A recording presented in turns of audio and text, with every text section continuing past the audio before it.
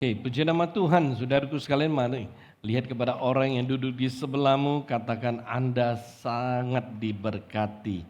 Haleluya, haleluya, puji nama Tuhan. Hei, saudaraku sekalian, saya percaya bahwa setiap kali ketika kita ada di hadapan Tuhan, setiap kali ketika kita datang kepada Tuhan, maka itu adalah saat yang terbaik.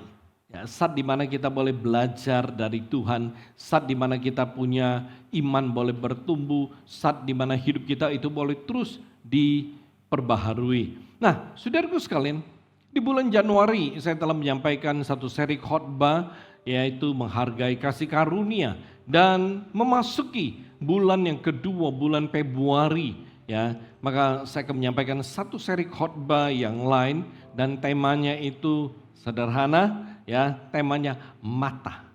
Ya, temanya mata. Mari saudaraku sekalian, saya mengajak saudara untuk melihat betapa luar biasa ya mata kita. Karena mata kita itu bisa menghasilkan dampak yang begitu luar biasa bagi kita.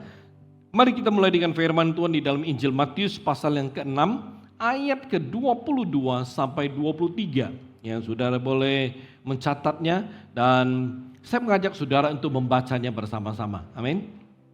Oke, kita mulai. Mata adalah pelita tubuh. Jika matamu baik, teranglah seluruh tubuhmu. Jika matamu jahat, gelaplah seluruh tubuhmu. Jadi, jika terang yang ada padamu gelap, betapa gelapnya kegelapan itu. Amin. Kita lompat, kita lihat satu bagian firman Tuhan lagi, yaitu di dalam kitab Ibrani, pasal yang ke-12 ayat yang pertama dan ayat yang kedua. Karena kita mempunyai banyak saksi, bagaikan awan yang mengelilingi kita, marilah kita menanggalkan semua beban dan dosa yang begitu merintangi kita, dan berlomba dengan tekun dalam perlombaan yang diwajibkan bagi kita. Ayat kedua, ini ayat kunci. Marilah kita melakukannya dengan mata yang tertuju kepada Yesus, saudara garis bawahi, yang memimpin kita dalam iman dan yang membawa iman kita itu kepada kesempurnaan, yang dengan mengabaikan kehinaan tekun memikul salib, ganti sukacita yang disediakan bagi Dia yang sekarang duduk di sebelah kanan tahta Allah. Amin. Haleluya. Nah, saudaraku sekalian, ketika kita berbicara tentang mata, kita berbicara tentang sebuah instrumen yang sangat luar biasa yang ada di dalam diri kita, yang ada di tubuh kita. Ya, kenapa? Karena mata itu memungkinkan kita melihat apa? Dunia di sekitar kita. Mata memungkinkan kita melihat apapun yang ada di dalam dunia ini. Nah, saudaraku sekalian, ini bisa menjadi berkat, tapi saya katakan ini juga bisa menjadi kutuk. Ya, kenapa bisa seperti ini? Saudaraku sekalian, ada banyak hal atau ada banyak keindahan yang bisa kita lihat di dunia ini. Tetapi di balik itu ada banyak keburukan yang bisa kita lihat dengan mata kita juga. Kita mungkin menyukai, saudaraku sekalian, sebagian daripada apa yang kita lihat di dalam kehidupan kita. Tetapi ada bagian lain yang kita tidak harapkan untuk kita lihat, tetapi terlihat dan dilihat oleh kita. Kita menikmati dengan mata kita ketika kita melihat seni yang indah, pertunjukan yang menghibur, dan pemandangan yang begitu menakjubkan, seperti pegunungan yang megah, taman-taman bunga yang begitu indah, dan banyak sekali ya warna-warna yang begitu menarik. Namun saudaraku sekalian, dengan mata kita, ya kita tidak bisa menikmati segala sesuatu. Ada yang tidak bisa kita nikmati, tetapi malah membuat kita sedih. Misalnya bencana alam. Misalnya ya kehancuran, penyalahgunaan wewenang atau otoritas dan lain sebagainya. Ada hal-hal yang bisa dilihat oleh mata kita yang membuat kita menjadi bahagia. Tetapi ada hal-hal yang dilihat oleh mata kita yang membuat kita menjadi marah. Ada perkara-perkara rohani yang bisa kita lihat. Ada perkara-perkara jasmani yang bisa kita lihat. Saudaraku sekalian, ketika kita mulai merenungkan, kita menemukan bahwa mata benar adalah instrumen yang sangat luar biasa, menarik dan unik yang Tuhan tempatkan, Tuhan berikan kepada kita. Dan saudaraku sekalian, dari semuanya itu, saya mengajak saudara untuk menyadari ada hal yang sangat penting yang berhubungan dengan mata kita. Yaitu, apa yang mata kita lihat, ternyata itu bisa mempengaruhi kita secara rohani. Oke, saya ulangi. Apa yang mata kita lihat, itu bisa mempengaruhi kita secara jasmani. Mungkin ya, ada yang merasa seperti ini, oh kayaknya enggak lah. Yang aku lihat kayaknya hanya sebatas yang saya rasakan dalam kehidupan saya. Oh, ketika kita melihat hal-hal lucu, kita tertawa, kita merasa lucu ya. Nah, ketika kita melihat hal-hal yang ya romantis, kita merasa aduh indah sekali hidup seperti ini. Tapi saudaraku sekalian, ini kenyataan yang memang tidak bisa kita pisahkan dalam kehidupan kita. Hal-hal yang kita lihat itu bisa juga mempengaruhi kita secara rohani. Oleh sebab itu saudaraku sekalian, kita harus sungguh-sungguh memahami dengan baik hal yang dilihat oleh mata kita. Amin saudaraku. Ya. Oleh sebab itu ketika kita berbicara tentang tema mata, kita belajar untuk mengerti ya, seberapa jauh pengaruh apa yang dilihat oleh mata kita dengan kerohanian kita. Karena mata bisa mempengaruhi kita secara rohani, maka saudaraku sekalian, kita harus menjaga mata kita itu sedemikian rupa. Agar mata kita jangan tertuju kepada beberapa hal di bawah ini. Ya, dan hari ini kita akan bicarakan satu hal terlebih dahulu. Yaitu mata kita jaga supaya tidak tertuju kepada hal yang menyebabkan iman kita rontok. Ini yang pertama. Jadi dengan kata lain, mata kita ya tidak boleh tertuju kepada hal yang menyebabkan iman kita itu rontok, saudaraku. Kita mulai dengan firman Tuhan. Kolose pasal yang pertama ayat 23. Kolose pasal yang pertama ayat 23, itu firman Tuhan berkata seperti ini. Sebab itu kamu harus bertekun dalam iman. Ya, kamu harus bertekun dalam iman. Tetap teguh dan tidak bergoncang. Dan jangan mau digeser dari pengharapan Injil yang telah kamu dengar dan yang telah dikabarkan di seluruh alam di bawah langit. Dan yang aku ini, Paulus, telah menjadi pelayannya. Saya mau saudara garis bawahi ya, bertekun dalam iman. Oke. Nah, saudaraku sekalian, tahun 2024. Perhatikan, di tahun ini segala sesuatu itu harus dihadapi dengan iman yang teguh. Ini yang saya sampaikan. Jadi dengan kata lain saudaraku sekalian, kita tidak bisa menjalani tahun ini dengan iman yang biasa-biasa, dengan iman yang lemah, ya, dengan iman yang mungkin ya bisa terombang-ambing. Nggak bisa.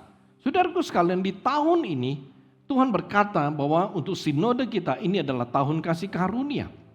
Tetapi sebagai jemaat-jemaat GBI Antioquia, tahun ini perhatikan, harus kita hadapi dengan iman yang teguh. Kenapa? Karena ada banyak hal yang kita tidak bisa ya prediksi apa yang akan terjadi. Atau dengan kata lain, ada banyak hal yang akan terjadi yang datang dalam kehidupan kita tanpa kita sadari dan tidak sesuai dengan harapan kita. Nah saudaraku sekalian, kalau kita menjalani tahun ini dengan mengandalkan kita punya pengetahuan, mengandalkan ya kita punya pengalaman, mengandalkan kita punya skill atau kita punya keahlian. Nggak bisa. Nggak bisa saudaraku sekalian. Kenapa? Karena firman Tuhan telah berkata dan Tuhan memberitahu kepada kita bahwa untuk berjalan dalam tahun 2024 kita harus berjalan dengan iman yang teguh. Artinya segala sesuatu yang datang kita harus hadapi dengan iman yang teguh. Kalau kita hadapi dengan iman yang lemah, kita hadapi dengan iman yang lembek, kita akan gagal. Kita punya kerohanian akan jatuh. Oleh sebab itu, saudaraku sekalian, perhatikan. Hadapi segala sesuatu di tahun ini dengan iman yang teguh. Nah, di sini saudaraku sekalian, saya rindu saudara menyadari bahwa peran iman akan menjadi hal yang sangat penting bagi kehidupan saudara dan saya di tahun ini. Karena itu saudaraku sekalian, kita harus terus bertekun dalam iman. Kita harus terus bertekun dalam iman. Artinya saudaraku sekalian, kita harus terus membangun iman kita. Membangun iman kita. Saudaraku sekalian, kita tidak bisa membangun iman kita dengan main-main. Kita tidak bisa membangun iman kita dengan tidak serius. Kita tidak bisa anggap enteng, nggak apa-apa.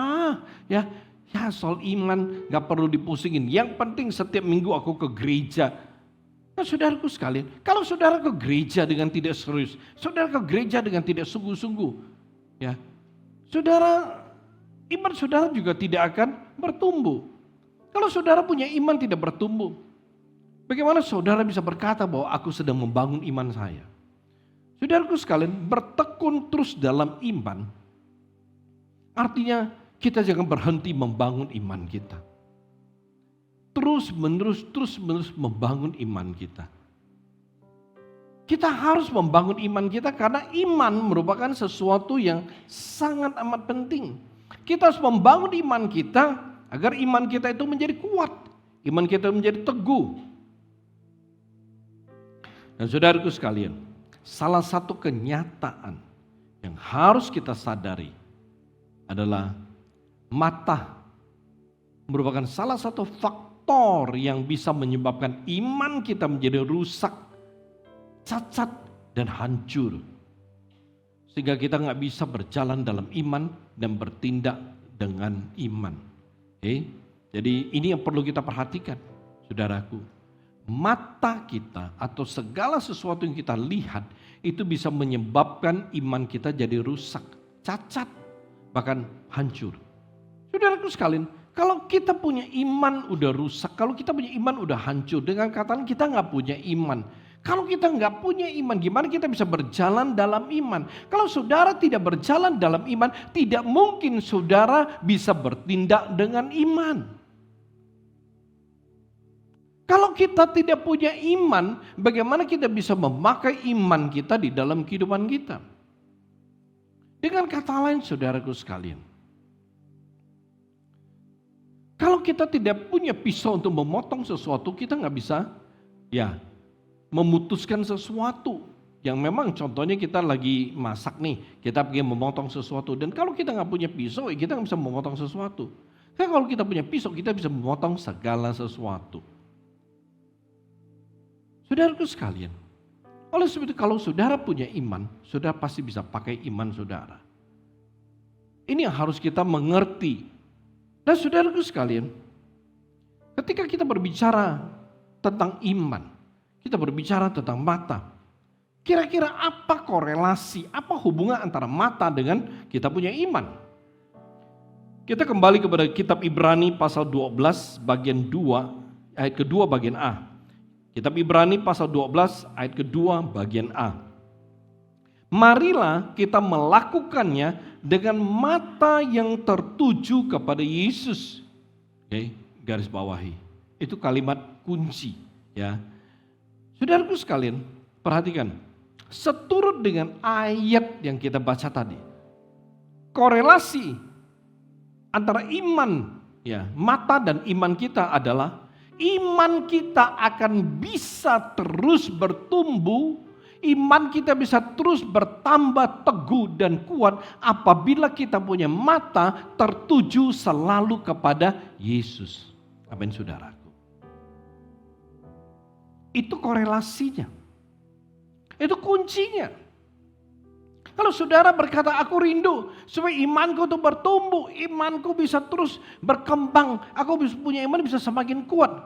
Yang perlu saudara lakukan adalah mata saudara harus selalu tertuju kepada Yesus. Nggak bisa bolong-bolong, nggak bisa sebentar mata saudara tertuju kepada Yesus, kemudian ngilang lagi, mata saudara tertuju kepada perkara lain.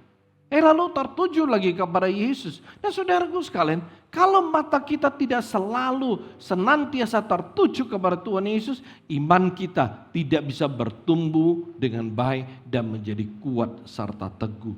Nah saudaraku sekalian, dalam kehidupan kita sangat penting, sangat penting kita membutuhkan iman. Kita sangat memerlukan iman di dalam kehidupan kita. Kenapa? Yang pertama, karena iman itu membuat kita berkenan kepada Tuhan. Ibrani berkata kepada kita, firman Tuhan Anda bisa baca. Ibrani 6 ayat 11 bagian A. Dikatakan apa?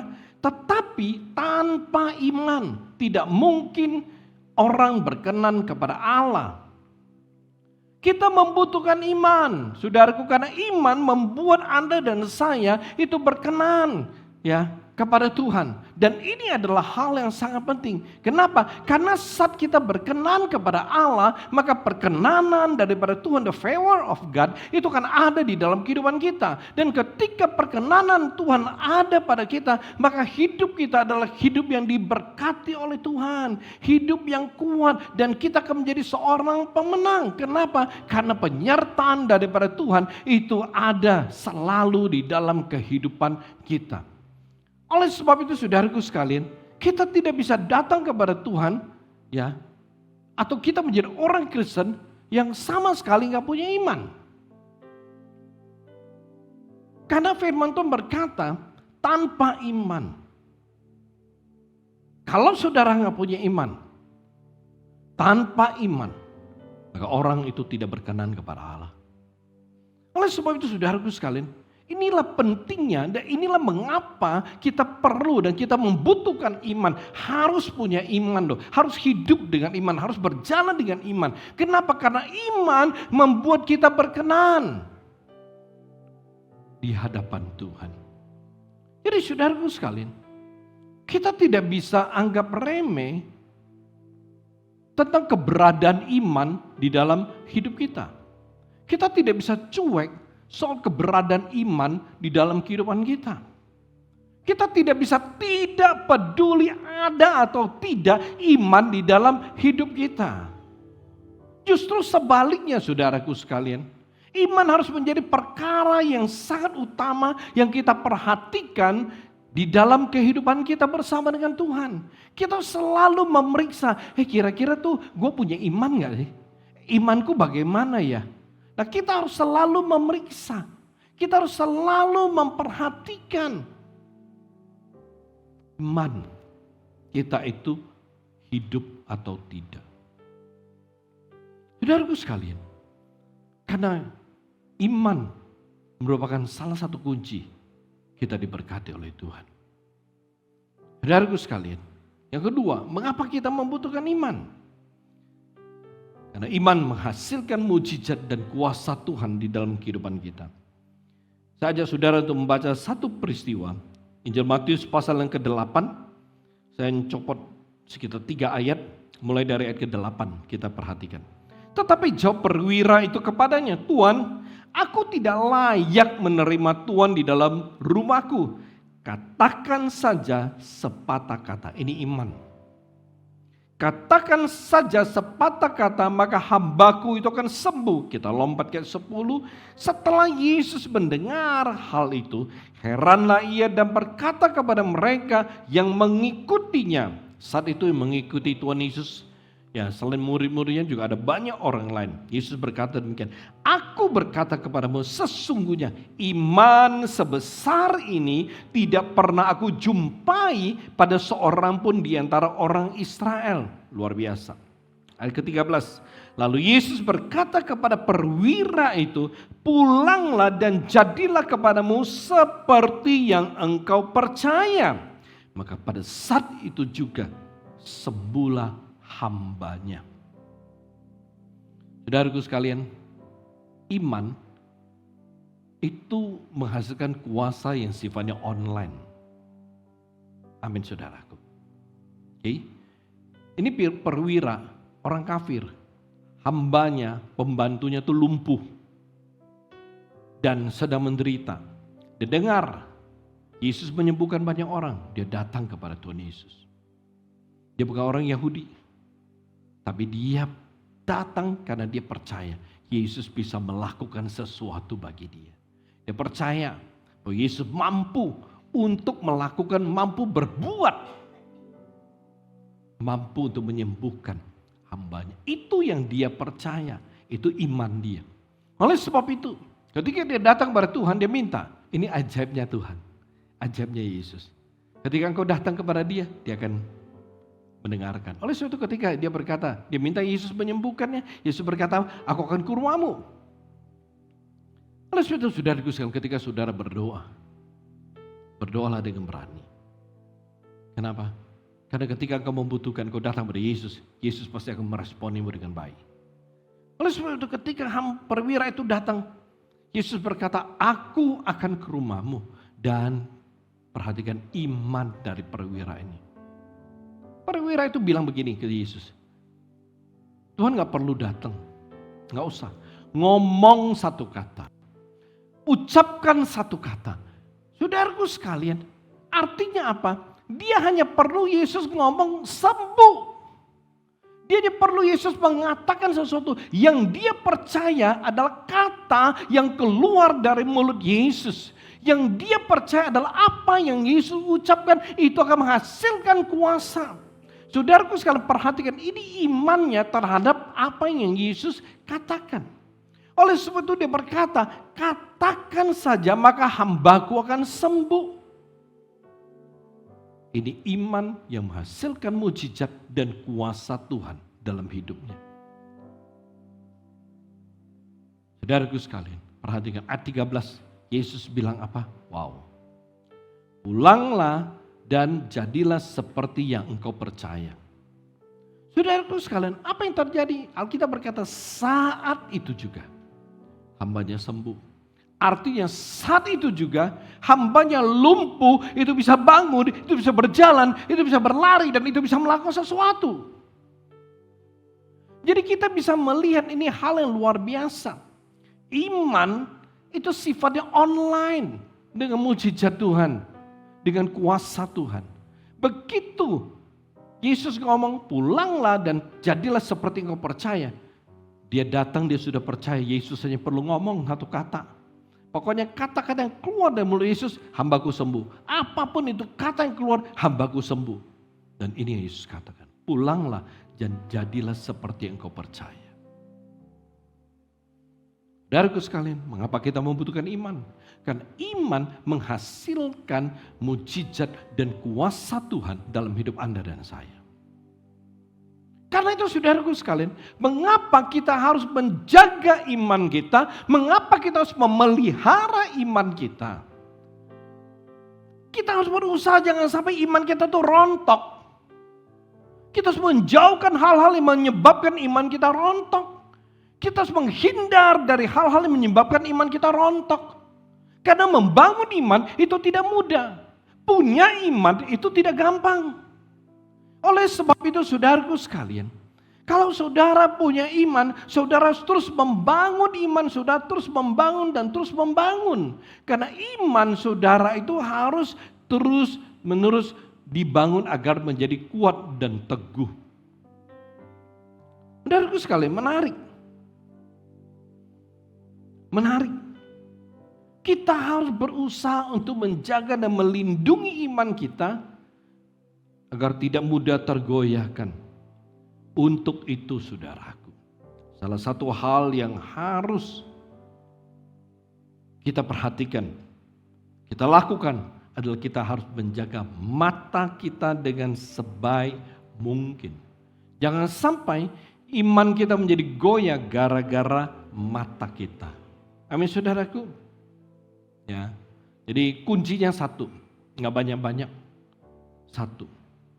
Agar iman kita itu tidak rontok, maka mata kita harus selalu tertuju kepada Yesus.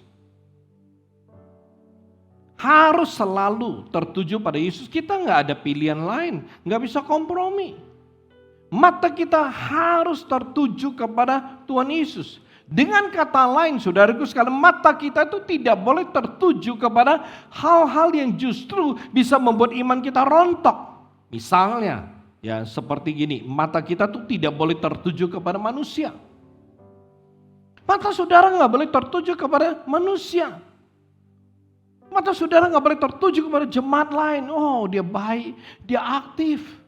Atau mata saudara nggak boleh tertuju kepada pelayan dan juga tidak boleh tertuju kepada hamba Tuhan. Kenapa? Karena kita semua manusia. Dan manusia itu tidak ada yang sempurna. Hari ini engkau melihat seseorang itu setia. Mungkin suatu hari nanti dia sudah tidak setia lagi. Hari ini, oh dia baik. Suatu hari nanti mungkin dia bisa jadi jahat. Hari ini, saudara melihat dia begitu mengasihi Tuhan. Tapi mungkin suatu hari dia bisa murtad, saudara. Saya ingat ada satu orang. Waktu itu udah lama. Dia begitu aktif, sangat baik. Bahkan ketika kita sering pergi ke cabang-cabang, dia pernah menemani dan berkata, aku supirin aja. Aktif. Tapi suatu hari saudaraku sekalian, dia tidak datang ke gereja. Dan ketika saya melihat Facebooknya, saya kaget. Dia berubah. Dia sudah tidak ke gereja, tapi di tempat lain. Dia beribadah di tempat yang lain. Bukan gereja lain, tapi dia bukan menyembah Tuhan, dia mulai menyembah manusia. Dan saya kaget. Ketika saya mulai melihat di Instagram, saya mulai di Facebook, tangannya dipenuhi dengan banyak gelang. Saya kaget, kenapa bisa begitu? Dulu dia begitu aktif. Selalu, kebatian apapun ikut. Tapi hari ini, tangannya penuh dengan berbagai gelang. Dan dia pergi ke satu tempat, hanya untuk menyembah, untuk beribadah. Saudaraku sekalian, oleh sebab itu, kita tidak bisa melihat, mata kita nggak boleh tertuju kepada manusia. Karena hari ini mungkin saudara lihat dia rohani, tapi mungkin suatu hari nanti dia akan menjadi sangat duniawi. Mata kita itu harus selalu tertuju kepada Tuhan. Kalau mata kita tertuju kepada manusia, saudaraku sekalian, ini akan menjadi salah satu faktor yang nanti mungkin bisa membuat iman saudara rontok. Saudara perlu berhati-hati, kita perlu berhati-hati. Kalau kita memang mau menjaga iman kita tetap kuat dan teguh, mata kita harus selalu tertuju kepada Tuhan. Mata kita harus selalu melihat Tuhan. Itu penting. Jangan lihat manusia. Itu yang saudara perlu mengerti. Amin saudaraku.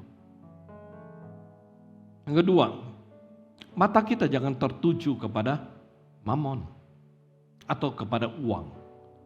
Kenapa? Karena ini bisa membuat iman kita jadi rontok. 1 Timotius pasal yang ke-6 ayat 9 sampai 10. Mari kita perhatikan, kita baca firman Tuhan bersama-sama. Tetapi mereka yang ingin kaya terjatuh dalam pencobaan, ke dalam jerat dan ke dalam berbagai-bagai nafsu yang hampa dan yang mencelakakan, yang menenggelamkan manusia ke dalam keruntuhan dan kebinasaan. Ayat ke-10 kuncinya. Karena akar segala kejahatan ialah cinta uang.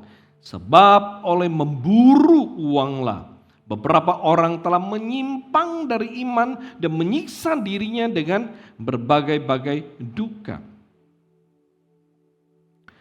Perhatikan saudaraku sekalian. Ada satu ayat di Matius mengatakan jangan mengumpulkan hartamu di dunia ini. Saudaraku sekalian, ini bukan berarti orang Kristen gak boleh kaya. Bukan.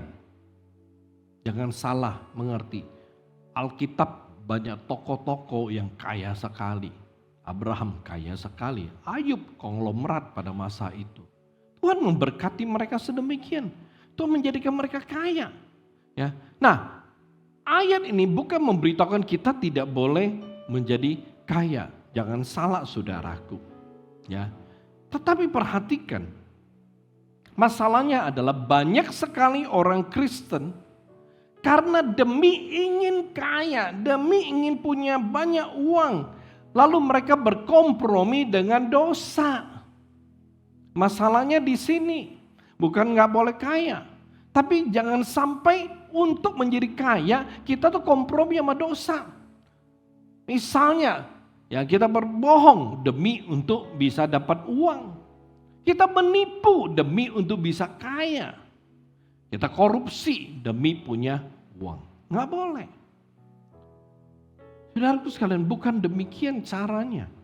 Kalau ya demi kaya, tapi kita menyimpang dari iman kita, bohong, nipu, korupsi dan lain sebagainya, maka itu akan membuat iman kita rontok. Kenapa? Ya kita tahu itu nggak boleh. Iman kita, ya, harusnya orang Kristen itu beriman kepada janji Tuhan. Alkitab banyak kok janji Tuhan. Aku akan menjadikan kau mengangkat, kamu menjadi kepala bukan ekor, hidup bukan terus naik, bukan turun. Beribadahlah kepadaku, maka aku akan memberkati roti makananmu dan air minumanmu. Amsal 18:21, berkat Tuhan menjadikan kaya, susah payah tidak menambahinya. Matius 6:33, cari dahulu kerajaan Allah dan kebenaran, maka semua akan ditambahkan bagimu. Banyak saudaraku, di dalam Alkitab banyak sekali janji-janji Tuhan yang akan membuat kau menjadi kaya. Oleh sebab itu ketika iman saudara, saudara taruh kepada Tuhan, mata saudara tertuju kepada Yesus, maka janji-janji ini akan saudara mengerti. Maka saudara bisa mempercayai, mengimani ini janji. Kita membutuhkan iman yang kuat agar kita bisa mempercayai janji Tuhan itu dengan sempurna dalam kehidupan kita. Contoh, Amsal 18:21, berkat Tuhan yang menjadikan kaya. Susah payah tidak akan menambahinya. Artinya apa saudaraku? Itu janji Tuhan. Kita boleh kaya, tapi dengan cara Tuhan. Amin. Nah, kalau itu firman bilang berkat Tuhan yang menjadikan kaya, maka saudara mesti tahu gimana caranya untuk mendapatkan berkat itu. Saudara perlu tahu bagaimana caranya supaya itu berkat bisa turun untuk saudara. Karena berkat Tuhan menjadikan kaya. Dikatakan susah payah tidak menambahinya. Nggak heran saudaraku sekalian, di dalam 1 Timotius ini, ya, ayat 10 bagian terakhir dikatakan, ya, dan menyiksa dirinya dengan berbagai-bagai duka. Ada banyak orang, dia kerja keras, dia banting tulang, tapi nggak kaya-kaya. Itu dimaksud dengan menyiksa diri dengan berbagai-bagai duka. Saudaraku sekalian, kalau mata kita tertuju kepada uang, kepada mamon, kita akan terus berusaha untuk mengejar itu uang. Kita butuh uang, kita perlu uang. Tanpa uang kita nggak bisa hidup, itu benar. Tapi saudaraku sekalian, kita perlu mengerti ya bahwa cara mendapatkan uang itu yang harus benar. Kalau mata kita terus tertuju kepada uang, mamon, maka kita akan terus ya mengejar itu uang dan kita tidak mengejar Tuhan. Yang Tuhan inginkan adalah kita harus mengejar Dia. sungguh-sungguh beribadah kepada Dia, sungguh-sungguh mengasihi Dia, setia beribadah, setia melayani, dan lain sebagainya. Ketika kita melakukan, ketika mata kita tertuju kepada Tuhan, maka berkat Tuhan akan turun atas kita. Amin, saudara. Saya sangat percaya. Ketika saudara sungguh-sungguh ibadah, setia ibadah, sungguh-sungguh dan setia melayani, sungguh-sungguh dan setia mengasihi Tuhan, saudara pasti akan diberkati. Tuhan punya cara memberkati saudara.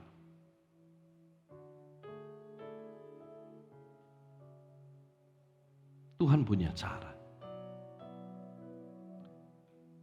Saya tidak menyebut ini sebagai kesaksian, tapi saya mendengar sebuah hal dan dalam hati saya berkata, wow, ini berkat yang Tuhan berikan kepada mereka. Mungkin suatu hari saudara akan mendengar kesaksian ini, tapi mungkin nanti. Tapi ketika saya mendengar hal ini, dalam hati saya langsung berkata, selama ini dia layak mendapatkan. Karena dia mengasihi Tuhan, dia setia melayani, dan dia melakukan banyak hal, dia setia memberi. Nggak heran, satu proyek yang begitu besar Tuhan berikan kepada dia. Dia tidak banting tulang kok. Dia tidak pernah tidur sampai tengah-tengah malam, bahkan subuh nggak pernah. Hidupnya normal, tidurnya normal. Tapi begitu besar punya proyek Tuhan bisa berikan pada dia. Saudaraku sekalian, ini yang saya maksud. Ketika mata kita tertuju kepada Tuhan, bukan tertuju kepada mamon, maka berkat Tuhan akan turun. Dan berkat yang Tuhan berikan kepada kita adalah segala sesuatu yang tidak pernah dilihat oleh mata. Gak pernah kita dengar dan gak pernah timbul dalam hati kita. Kami saudaraku sekalian, oleh sebab itu mari mata kita harus tertuju kepada Tuhan agar iman kita gak rontok. Yang ketiga, mata kita setelah jangan tertuju kepada manusia, jangan tertuju kepada mamon, karena hal tersebut bisa membuat iman kita menjadi rontok. Maka mata kita juga jangan tertuju kepada hawa nafsu, keserakahan, ketamakan, kecemaran, kenajisan, dan lain sebagainya. Saudaraku sekalian, saudara perlu mengerti bahwa iman dan nafsu atau nafsu dan iman itu merupakan dua kekuatan yang saling tarik-menarik di dalam kehidupan kita. Atau bisa disebut di dalam kehidupan ini. Saudara sekalian, nafsu menuntut untuk selalu dipenuhi, sedangkan iman menuntut untuk terus dipelihara. Nafsu adalah segala sesuatu yang berkaitan dengan dunia ini, saudaraku sekalian. Misalnya, menjadi orang yang kaya sekali, menjadi orang yang sangat hebat, sangat pandai, punya keturunan, jabatan tinggi, punya pengaruh, dan lain sebagainya. Ini adalah hal-hal yang ada dalam kehidupan yang nyata. Ya. Dan saya tidak menyebut ini kesalahan, tapi ini adalah bagian daripada nafsu.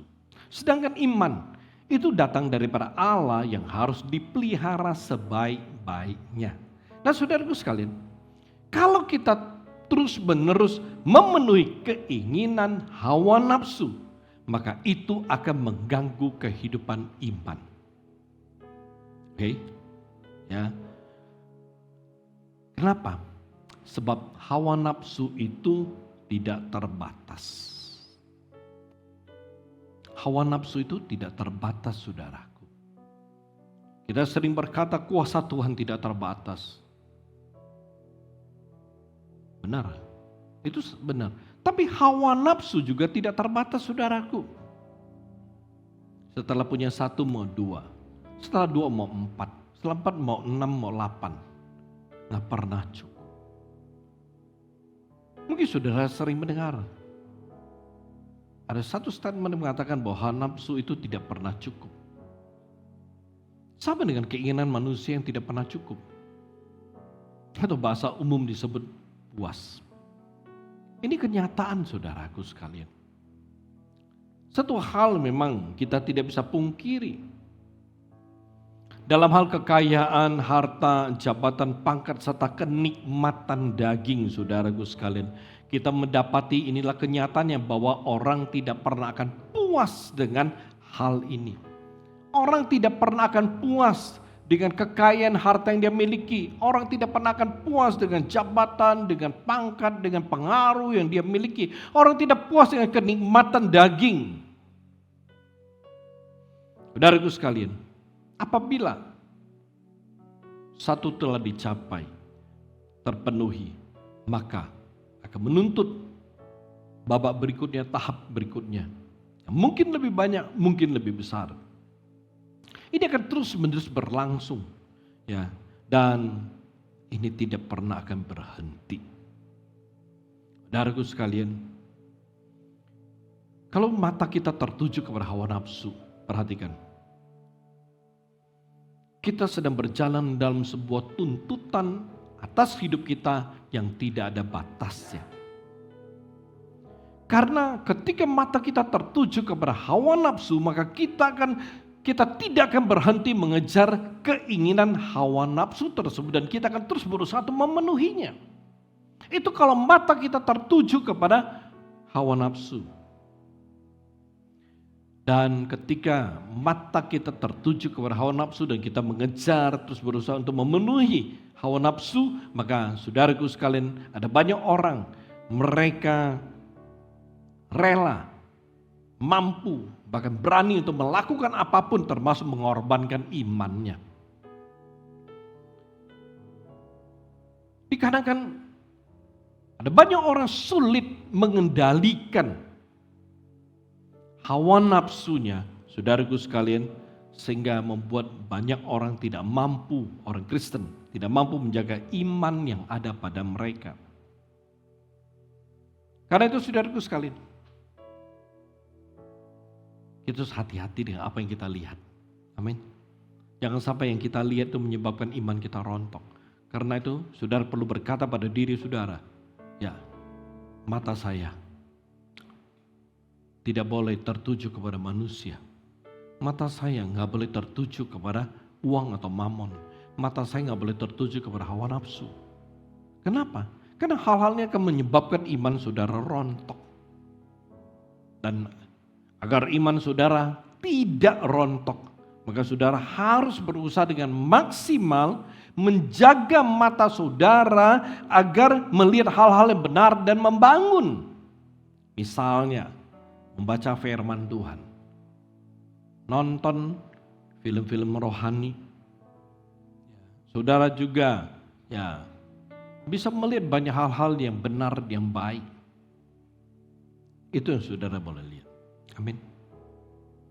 Saudaraku sekalian, hari ini kalau saudara mau untuk menjaga agar mata saudara bisa selalu tertuju kepada Tuhan, mata saudara bisa tertuju kepada hal yang benar, yang kudus, maka satu tindakan yang saudara perlu lakukan, saudara harus mencoba untuk melakukan apa yang saya sebut dengan perjanjian mata. Mungkin saudara merasa aneh dengan kalimat ini, tapi saya merasa kalimat ini luar biasa.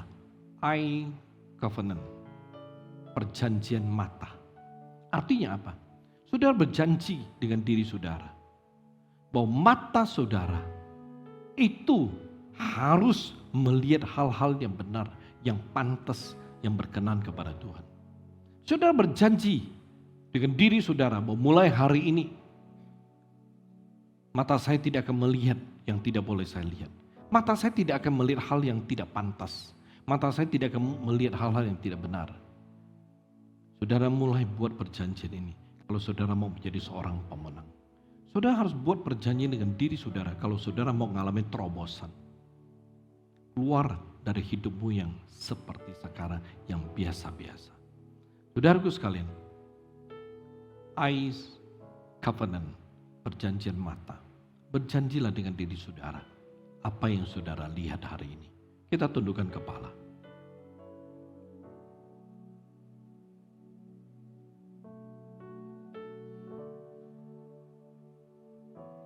Saudaraku sekalian,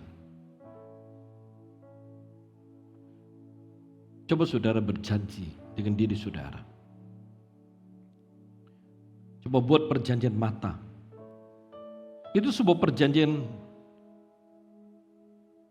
dengan diri saudara sendiri mengenai apa yang akan saudara lihat. Apa yang boleh, apa yang harus, apa yang perlu saudara lihat. Dan apa yang tidak boleh, tidak pantas, dan tidak perlu untuk dilihat. Saudaraku sekalian, mulailah bertekad di hadapan Tuhan hari ini. Bertekad, mata kita akan sepenuhnya tertuju kepada Dia. Tertuju kepada kebenarannya, tertuju kepada firman-Nya, tertuju kepada pelayanan kepada Dia, tertuju kepada ibadah kepada Dia. Saya berikan waktu kepada saudara untuk berdoa. Mari, lakukan sebuah perjanjian mata. Lakukan eyes covenant. Berjanjilah pada dirimu sendiri. Apa yang seharusnya saudara lihat. Berjanjilah dengan diri saudara. Buatlah perjanjian. Karena perjanjian akan menjadi sebuah guideline. Perjanjian akan menjadi sebuah hal yang menopang, menemani saudara. Untuk bisa menang dengan apa yang saudara lihat. Ketika saudara buat perjanjian, saudara bertekad, saudara berkomitmen, maka saya percaya hidup saudara akan berbeda. Haleluya. Harabashikian darah palara palara palara bashan. Berbishikian darah palara palara palara palara bashan. Berjanjilah dengan dirimu. Mulai hari ini mataku akan melihat hal-hal yang benar, hal yang pantas, hal yang kudus, hal yang dari Tuhan. Aku berjanji mataku tidak akan melihat hal yang tidak pantas, melihat hal yang tidak kudus, melihat hal yang salah. Buat perjanjian dengan dirimu. Dan saya percaya ketika engkau memegang perjanjianmu, sebagaimana Allah memegang perjanjiannya denganmu, maka hidupmu akan berbeda. Kau akan melihat kekuatan daripada Tuhan beserta denganmu. Kau akan melihat berkat Tuhan beserta denganmu. Bahkan kau akan melihat kemuliaan Tuhan beserta denganmu. Haleluya Jesus. Itu nama berdoa. Menyerahkan setiap anak-anakmu yang melakukan perjanjian mata. Dan beri mereka kekuatan, mengurapi mereka. Sehingga mereka mampu untuk bisa hidup berkenan kepadamu, mata selalu tertuju kepadamu, dan iman mereka terpelihara dengan baik, terjaga dengan baik, dan iman mereka tidak rontok. Oleh sebab itu Tuhan tolong beri kekuatan kepada setiap jemaat-jemaatmu, umatmu, agar mata mereka tidak tertuju kepada hal yang menyebabkan iman mereka rontok.